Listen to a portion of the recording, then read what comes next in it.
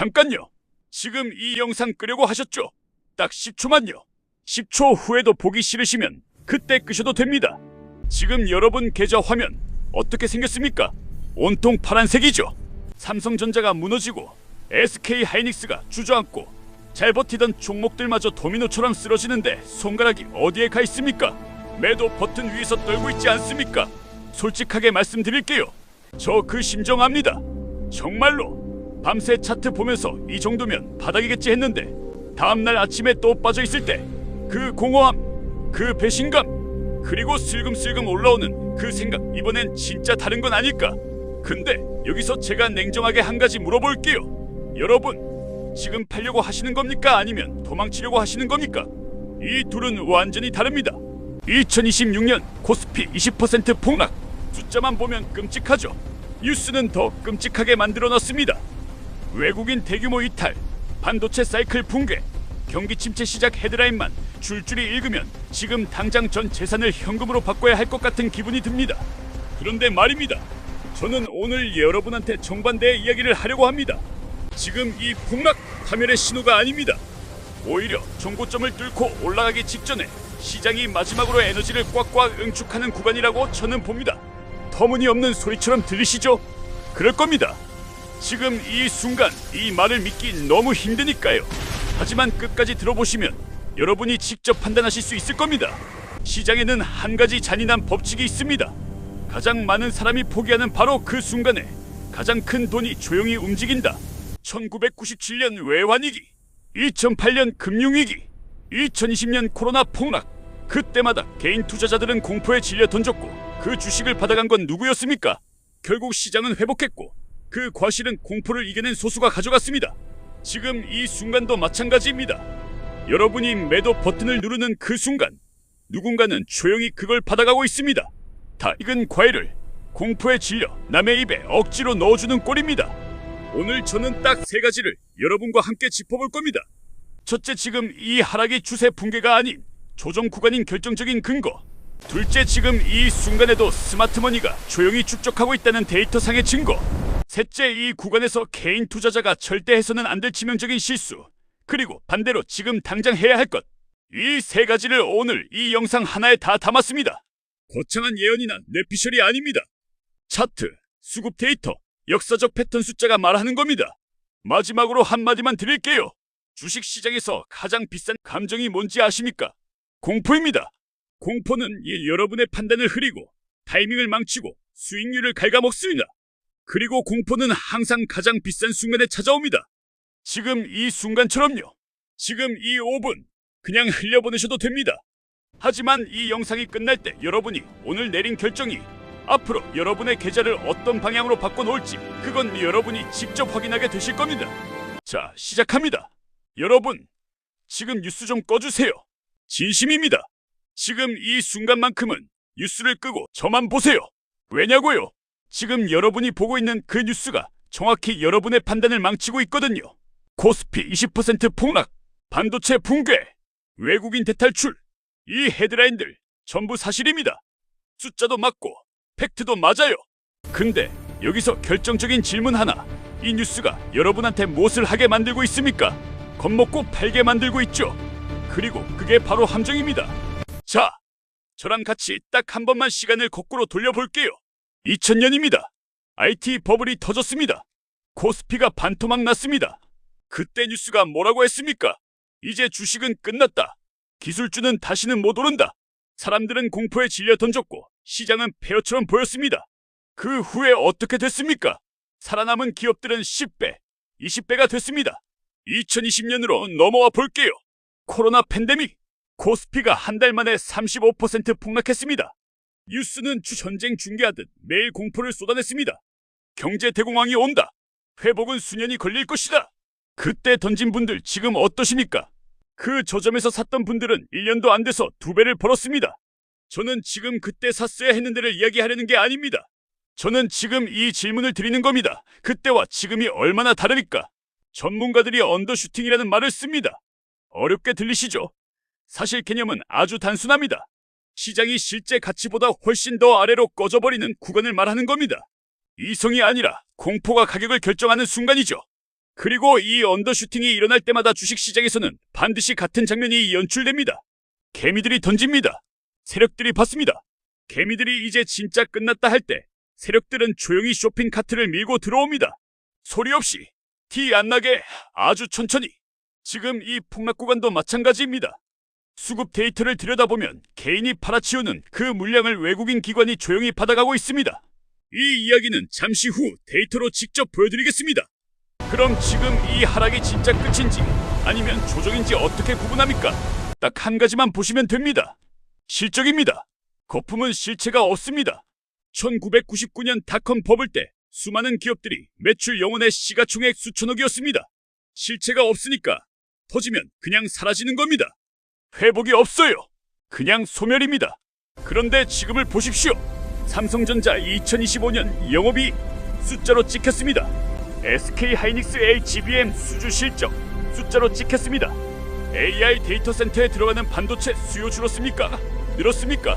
여러분 주변을 한번 보세요. AI 없이 돌아가는 업무가 지금 몇 개나 됩니까? 실적이 있다는 건 바닥이 있다는 겁니다. 바닥이 있는 자산은 떨어져도 반드시 돌아옵니다. 역사가 그걸 증명합니다. 100m 달리기 선수가 결승선 앞에서 숨을 한 번 크게 몰아쉬는 거 보신 적 있으시죠? 그게 지는 겁니까? 포기하는 겁니까? 아닙니다. 마지막 전력 질주를 위한 준비입니다. 지금 우리 시장이 정확히 그 숨고르기를 하고 있습니다. 무릎을 깊게 굽히는 겁니다. 더 높이 뛰어오르기 위해서. 20% 폭락이 무섭습니까? 당연히 무섭습니다. 저도 무섭습니다. 하지만 이 구간에서 진짜 고수와 하수를 가르는 건 공포를 느끼냐 안 느끼냐가 아닙니다. 공포를 느끼면서도 숫자를 볼 수 있느냐 그겁니다. 자, 그럼 이제 본격적으로 들어가겠습니다. 지금부터 제가 보여드릴 건 세 가지입니다. 스마트머니가 지금 이 폭락 구간에서 정확히 어느 종목을 어떤 방식으로 담고 있는지, 그리고 역사적으로 이와 똑같은 패턴이 나왔을 때 그 다음에 무슨 일이 벌어졌는지, 마지막으로 지금 이 타이밍에 개인 투자자가 절대 해서는 안 될 단 하나의 실수, 이 세 가지 눈 똑바로 뜨고 보십시오. 다음 챕터에서 바로 시작합니다. 자, 여기서 딱 하나만 물어볼게요. 지금 이 하락장에서 돈이 사라졌습니까? 아닙니다. 돈은 사라지지 않습니다. 주식시장에서 돈은 절대 증발하지 않아요. 누군가의 손에서 다른 누군가의 손으로 이동할 뿐입니다. 그럼 지금 이 폭락 구간에서 돈은 어디로 이동하고 있을까요? 그걸 오늘 정확히 짚어드리겠습니다. 제가 아까 언더슈팅 이야기를 드렸죠. 시장이 실제 가치보다 훨씬 아래로 꺼지는 구간. 근데 여기서 한 가지 더 알아야 할 게 있습니다. 언더슈팅이 끝나면 반드시 뭐가 옵니까? 오버슈팅이 옵니다. 진자를 한쪽으로 세게 밀면 반대쪽으로 똑같이 세게 튕겨나가는 거 물리 시간에 배우셨죠? 주식시장이 딱 그겁니다. 지금 이 공포가 강하면 강할수록 그 다음에 올 반등도 그만큼 강렬해집니다. 문제는 그 타이밍을 아느냐 모르느냐입니다. 전 세계 자본이 지금 어디에 묶여있는지 아십니까? AI입니다. 2026년 상반기 반도체 기업들 실적 보셨습니까? 숫자가 장난이 아니었죠. 엔비디아, TSMC, 하이닉스 어닝 서프라이즈가 아니라 어닝 쇼크 수준이었습니다. 시장 예상치를 가볍게 2배씩 넘겨버렸어요. 이건 기대감이 아닙니다. 이미 숫자로 찍힌 사실입니다. 그런데 그 압도적인 실적을 낸 기업의 주가가 지금 어디 있습니까? 고점 대비 30%, 40%씩 깎여 있습니다. 자, 이게 말이 됩니까? 실적은 역대급인데 주가는 폭락했다. 이 괴리가 지금 얼마나 크냐면 역사적으로 이런 괴리가 벌어진 이후에는 단 한 번도 예외 없이 주가가 실적을 따라잡았습니다. 단 한 번도요. 이게 바로 제가 아직 한 파동이 더 남았다고 자신있게 말씀드리는 이유입니다. 그럼 지금 외국인들이 왜 이렇게 무지막지하게 던지는 걸까요? 삼성전자 하루 매도 물량이 수천억, 하이닉스도 마찬가지입니다. 개인 투자자들 눈에는 이게 공포 그 자체로 보이죠. 외국인이 다 팔고 나가는데 나만 들고 있다가 어떡하지? 근데 잠깐요. 외국인이 판다는 건 반드시 누군가가 산다는 겁니다. 그 물량 누가 받고 있는지 아십니까? 외국인 기관 중에서도 장기 포지션을 운영하는 헤지펀드와 연기금입니다. 쉽게 말해서 한쪽 외국인이 던지면 다른 쪽 외국인이 받고 있다는 겁니다. 이걸 전문 용어로 리밸런싱이라고 합니다. 공포 매물을 유도해서 가격을 아래로 끌어내린 다음 더 낮은 가격에 다시 대량으로 담는 것. 이게 스마트머니가 하락장에서 쓰는 가장 고전적이고 가장 효과적인 방법입니다. 지금 이 폭락, 그들한테는 공포가 아닙니다. 축제입니다. 그럼 우리는 어떻게 해야 합니까? 전략은 딱 두 개입니다. 첫 번째, 억울하게 두들겨 맞은 AI 핵심 대장주를 담으세요. 실적이 뒷받침되는데 지수가 빠지면서 같이 끌려 내려간 종목들, 이걸 시장에서는 연저제 하락이라고 합니다. 잘못한 것도 없는데 옆집이 불나서 같이 타는 격이죠. 이런 종목들이 지금 시장에 수두룩합니다. 이걸 지금 담지 않으면 반등이 왔을 때 가장 먼저 가장 빠르게 치고 올라가는 걸 구경만 하게 됩니다. 두 번째, 환율이 꺾이는 타이밍을 잡으세요. 지금 원달러 환율 많이 올랐죠. 그런데 이 환율이 고점을 찍고 내려오기 시작하는 순간 가장 먼저 폭발적으로 튀어오르는 게 어딥니까? 수출 대기업들입니다. 반도체, 자동차, 배터리. 환율 하락은 이 기업들한테 산소호흡기를 달아주는 것과 같아요. 그 타이밍이 지금 멀지 않았습니다.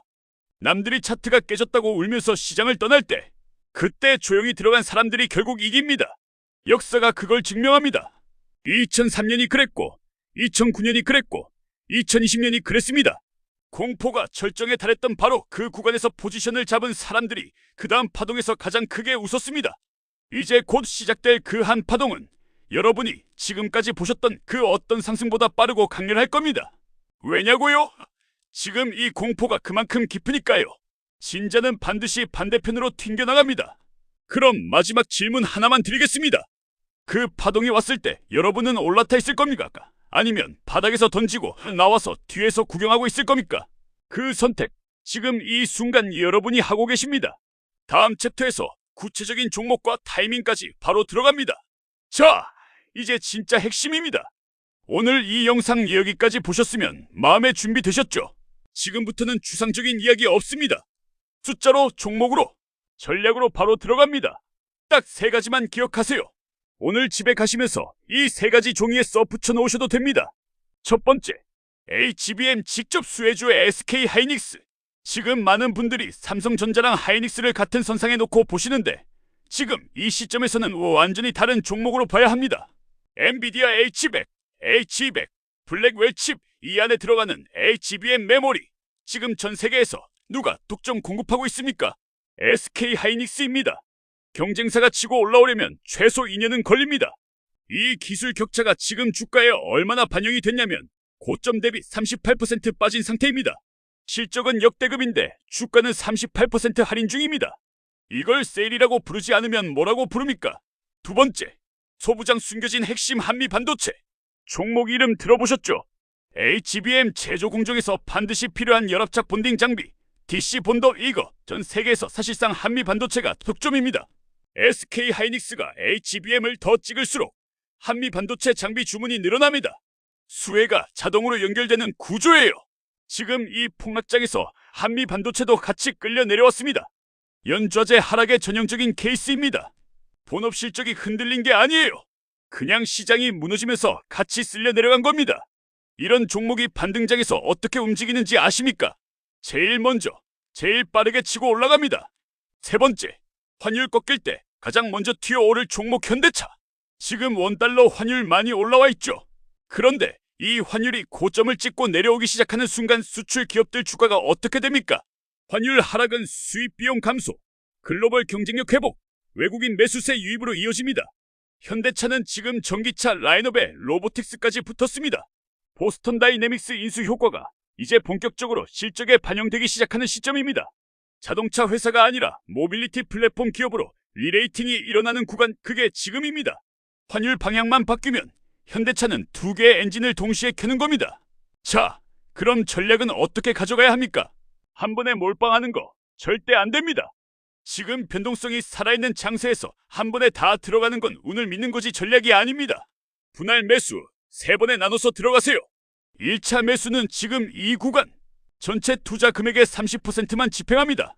2차 매수는 추가 하락이 나왔을 때 또 30% 들어갑니다.